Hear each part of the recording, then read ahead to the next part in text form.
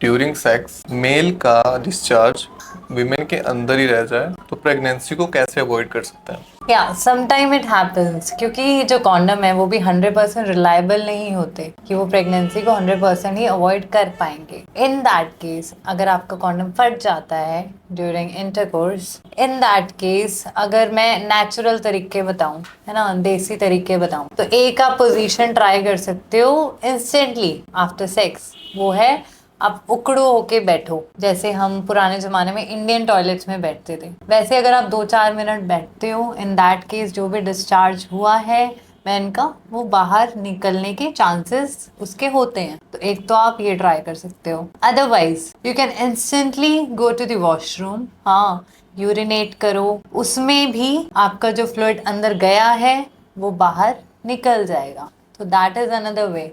लेकिन इसके 100% श्योरिटी नहीं होती कि इससे आपकी प्रेगनेंसी अवॉइड होएगी। सो इन दैट केस अगर आपने ये दोनों चीज़ें भी ट्राई कर ली हैं, उसके बाद भी आपको चांस नहीं लेना, in that case there are so many medicine available in market.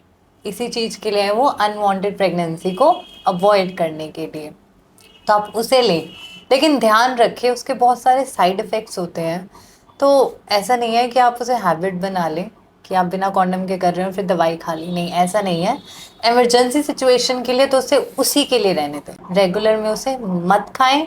और ध्यान रखें उसके साइड इफ़ेक्ट्स होते हैं, तो जब भी आप ले रहे हैं तो उसके लिए भी रेडी रहें।